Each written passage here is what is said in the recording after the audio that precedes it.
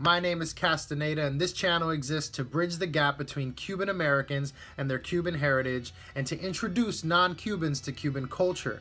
Today we're going to be talking about the recent events that have been going on in Latin America and specifically Cuba. So last night a tornado hit Cuba.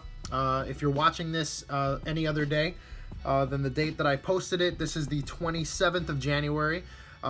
It hit them unexpectedly. They weren't given any warning. Right now there is a confirmed 3 deaths as I'm recording this and over 170 injured. The infrastructure in Cuba is not built to withstand, and the reason this is because over 60 years of government neglect towards renovating these areas has left Cuban people entirely unprepared for any natural disaster. Really, a big storm, a hurricane, a tornado passing through Cuba ends up being catastrophic for the Cuban people because their homes are destroyed, their cars and properties are destroyed, and so they wake up to an entirely new experience of now having to build from the ground up because they don't have the Meanwhile, the tourist zones remain renovated, the hotels and tourist areas remain renovated so that tourists, foreigners can have a better experience, but the Cuban people themselves are usually, the grand majority of them, left with situations that are unfit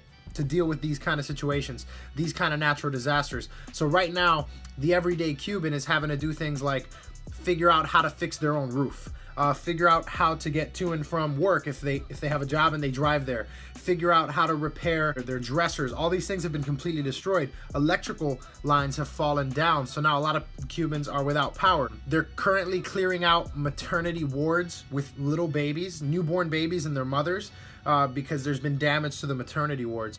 In response to that, the Cuban dictator has basically elected to continue with their parade, which they do every 28th of January, where they commemorate Jose Marti. A lot of money is put into this parade. It serves really no purpose than to push Cuban communist propaganda. All that money that is used to fund that parade could go towards relief, but they're not going to go ahead and change that. And now Cubans are left with wondering what's going to happen to them.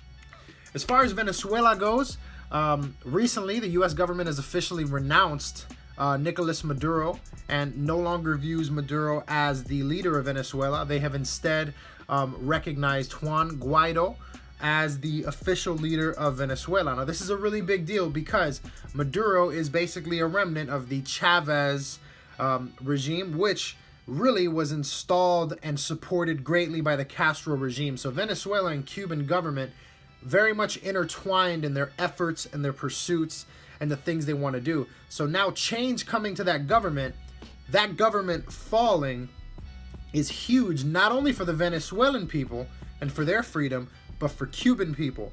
And the reason is this: the Cuban people watching what the Venezuelan, many of them students, young people, how they've impacted change in their country by protesting and by being brave, standing up for what they believe, sometimes in the face of military, sometimes with military rifles in their faces, continuing to protest.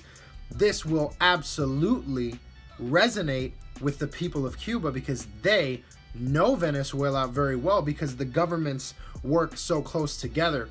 It's as if something drastically revolutionary were to go on in a neighboring country like Canada or Mexico. We would be privy to it because of how close we are in proximity, because of the way our governments interact and how mainstream that interaction is. The same goes with Cuba and Venezuela. So the movement and the needle moving in Venezuela, my hope is it's sure to move the needle in Cuba. And now we're seeing a lot of Cubans outside of the island and inside of the island protesting and realizing, hey, we have power here.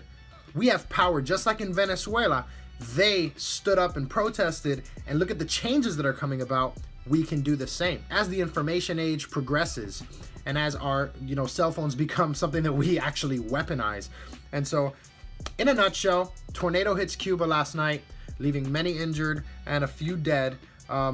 This is just more evidence that communism and socialism has destroyed Cuba and has left it ill fit to deal with life's realities. Basic as that. It's not in a political opinion. It's at this point, it's about survival. It's about surviving nature itself, and communism and the economic failure that it is has left the Cuban people desperate, for a change. And then the Venezuela situation, all I can say about that is I'm very happy. I stand with the Venezuelan people, and I think this will affect Cuba in the long run, and that Cubans will see and say, hey, change can be had. If I decide to protest, I can be a part of that change. With that being said, thank you for watching. If you liked this video, go ahead and hit subscribe. I would really appreciate it, and you would become part of the family by doing so. And hit that little bell so that you can stay updated with all things Cuba. With that being said, thank you, and have a nice day.